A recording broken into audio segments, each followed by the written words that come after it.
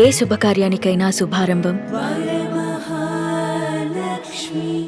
Leaders చూస్తే వాళ్ళు ఏమంటున్నారంటే ఇంటర్నల్గా కూడా మూడో తరం వచ్చేసింది పార్టీలోకి. లోకేష్ గారు చాలా కష్టపడ్డారు. ఎన్నికలకు ముందు క్రైసిస్లో ఉన్నప్పుడు కూడా లోకేష్ గారు చాలా గట్టి నిర్ణయాలు తీసుకున్నారు. సో అప్పుడు పార్టీకి ఆయనంతా కూడా గట్టిగా పనిచేశారు కాబట్టి అధికారంలోకి వచ్చింది.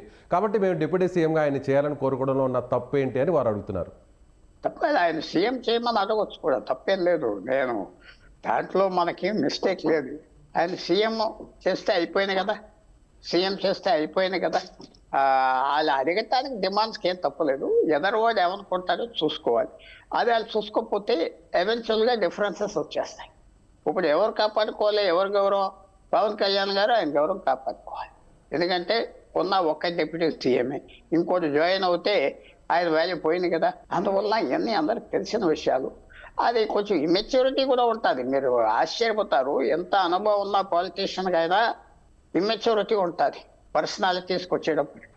అది చాలా జాగ్రత్తగా చూసుకోవాలి. అంటే ఇప్పుడు మాట్లాడిన వారంతా ఇన్మెచ్యూరిటీగా మాట్లాడినట్టేనా మీ అభిప్రాయం? అది కొంచెం ఆలోచించుకోవాలి.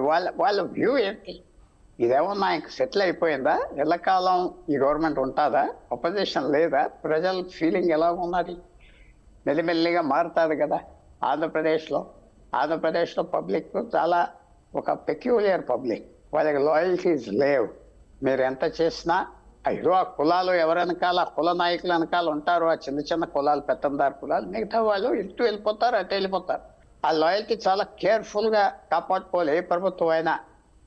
ఇది 6 నెలల్లోనే కేర్ఫుల్గా చేసుకోవట్లేదంటే మరి ఏం చెప్పాలి నేను?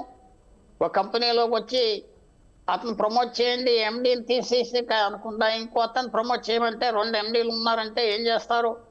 సో ఇది హెల్దీ డెవలప్మెంట్ కాదు. ఒక మంచి ఆరోగ్యం, మంచి గుడ్ డెవలప్మెంట్ కాదు. ఎవరి మీద ఇంకోళ్ళ మీద కోపం ఉండి అంటున్నారా? ఈ విషయంలో నేను అనుకుంటున్నా, అన్న వాళ్ళకి పెద్ద పవన్ కళ్యాణ్ మీద కోపం లేదు. ఆ పార్టీలో వాళ్ళకున్న ప్రాబ్లంల వల్ల మనకేం లేదు అని ఫీలింగ్ ఉన్నదా లేదా? మీరు చెప్పండి. ఆ ఫీలింగ్ ఉన్నది కదా చాలా మందికి, మనకేం లేదని. అంటే ఆ ప్రయారిటీ ఇవ్వడం లేదు అని అంటారా? ప్రయారిటీ కాదు, పదవులు లేవు. చిన్న రాష్ట్రం, పదవులు లేవు.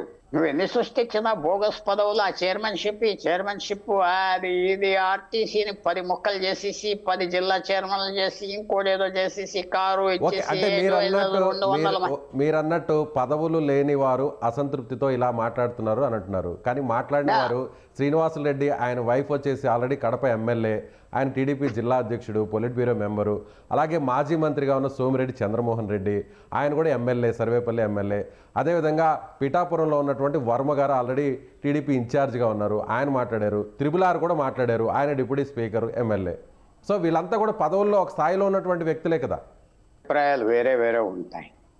అది అందరికీ వాళ్ళకు తృప్తి లేదనుకుంటా. తృప్తి ఉన్నవాళ్ళు అదే వాళ్ళకి అంబిషన్ ఉండొచ్చు, తప్పులేదు. చక్కగా చెప్పారు. ఇది పవన్ కళ్యాణ్ గారు జవాబు చెప్పుకోవాలి. ఆయన బలం ఏంటి, ఆయన వాల్యూ ఏంటి, ఆయనకి అంత సపోర్ట్ ఉన్నదో ఇప్పుడు ఆయన చూపెట్టుకోవాలి.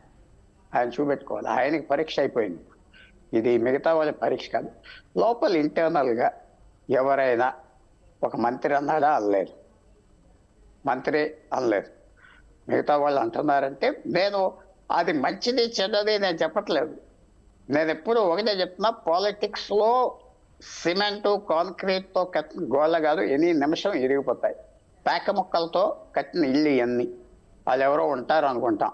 2024 జూన్లో నరేంద్ర మోడీ 350 ఎంపీలు వస్తాయనుకుంటే 240 అయిపోయి ఆయనకి కొలిషన్ లేకపోతే ప్రధానమంత్రి అవ్వలేదు.